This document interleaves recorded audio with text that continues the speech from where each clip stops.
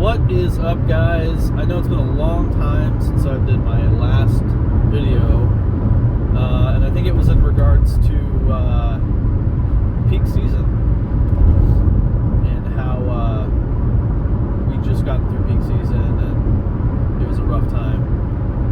I'm sure it was a rough time for everybody. So since then, a lot of things have changed as far as on my front goes. As you can see, my hair is longer. That's not the only thing that's changed, actually. So I apologize for right now. My nose is very congested, stuffed up, because I have bad allergies. It's summertime now. So it has been about 5 months since I did my last video. It's summertime. So let's talk a bit about what has happened in the last 5 months. I have actually transferred to another station. I actually moved to a small town about 3 hours away from my last station. And when I say small town, I mean small town. The population is about 1,900 people. We have 2 city routes and we have 4 rural contract routes. So we don't even touch those. We don't even touch those rural contract routes at all. So that brings me to my next point, which is I am now a CCA again. This is my 3rd year as a carrier. I still love what I do. It's hard to believe that after 3 years, like I still love being a carrier. There are still some downsides to being a CCA or an RCA, if you're an RCA, and that is you almost never get a weekend off, almost ever. And one of the other big downsides of working in a small town with 2 city routes is the fact that we do not have Amazon's assistance out there. They don't do their own Amazon delivery. We do all of that. So we get a large amount of packages. Way more than what I was used to back at my last station.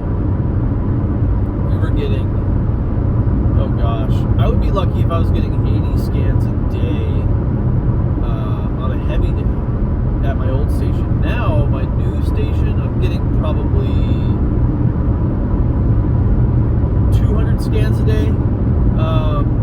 More if you're doing a pickup, but I wouldn't really count those as like actual deliverable scans, because you're just scanning in prepaid accepted packages. So enough about all of that. I've still been getting some comments on some of my older videos, and I want to say thank you. I appreciate people reaching out to me and asking questions. I still get questions on my orientation video, which is like the first video I did, in regards to things like, do you get paid for, I think one of the questions is, do you get paid for the time that it takes to start working between like orientation and the actual time that you start working? The answer is no. You don't get paid for anything that you're not working. They're not going to pay you for any time that you're not working, if that makes sense. Again, excuse my nose. Gosh, allergies are just killing me today. So yeah, no, you do not get paid for any time that you do not work. That is just how it works.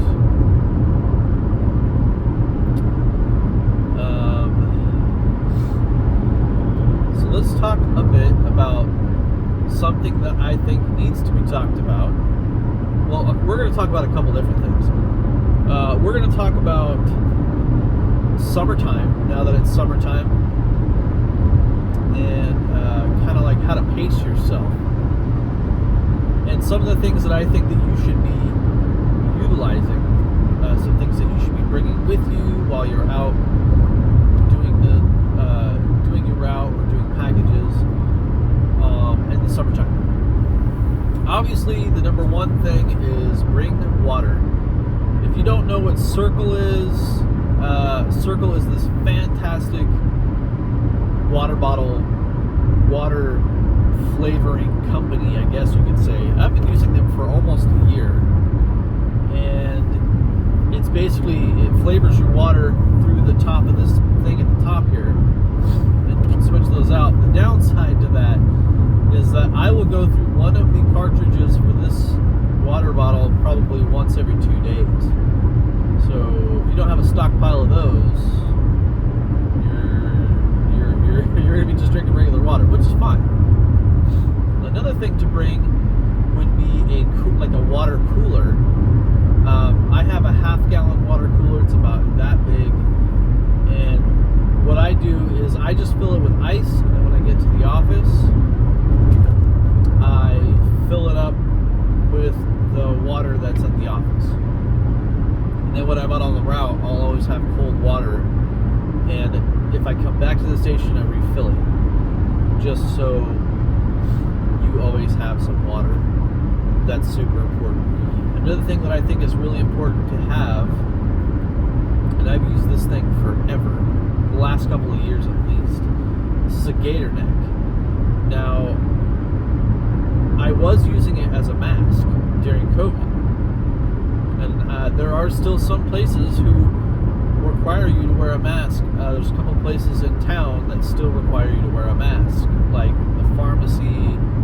There's a couple of doctor's offices. They still require you to wear a mask. So I always wear this, just in case. I always have it on down here, and you can't even notice it's there.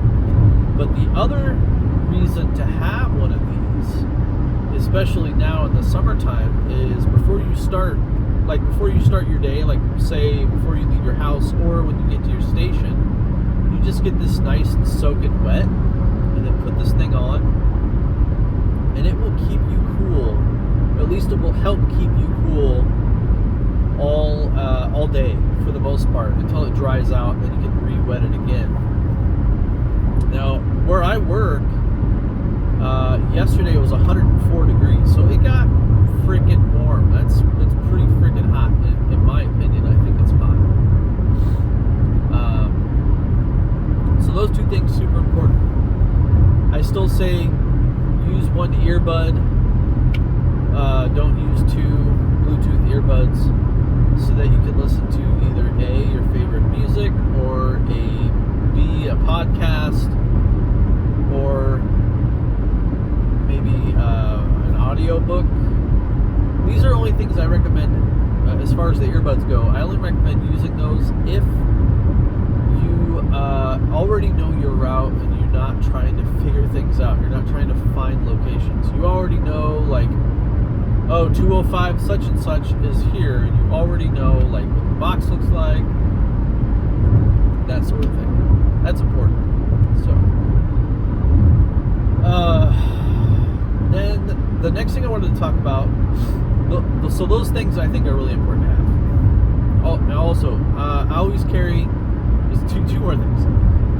Always carry a black marker. Use it till it's dead. Just get a new one. What I like to do is I like to write the address, just the address. So like 905, whatever the street name is, 905 on the end of the package, and then also on the front of the package where the barcode is, just above it, there's like the white empty space there. Write that there.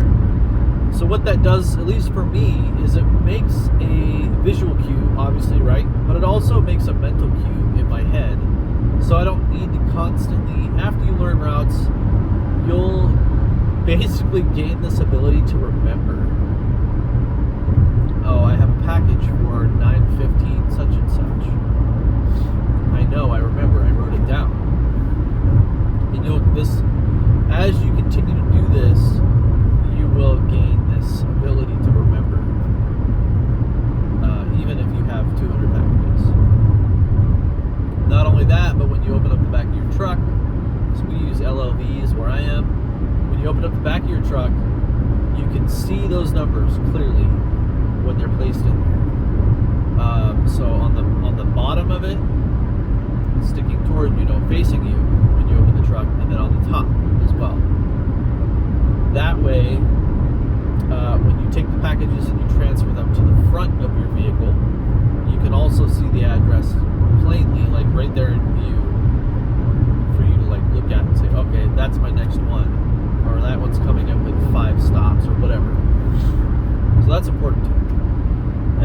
Another thing is a carabiner. I don't know why, but I always carry all my keys on a carabiner.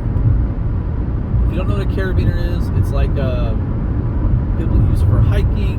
You can hook like hiking ropes to it and stuff like that. If you don't know what a carabiner is, Google it. I don't have mine with me because I'm off today. So, but I always keep all my keys on a carabiner. Some stations are going to require you to use the chain. Hook the chain to your pants. That way you always have your arrow key and whatever other keys on your chain. So that's important too. Just follow the guidelines of your station. And then I think I'm going to actually cut the video here as far as that information goes, because I don't want to make the video too long, but I want to do another video that talks about how to be a better carrier. What are some strategies you can use to become a better carrier, and how to be what I would say, in my opinion, is a good carrier to other carriers. And we'll talk about that in the next video. Alright guys, thanks for watching this video. Thanks for catching up. I hope everything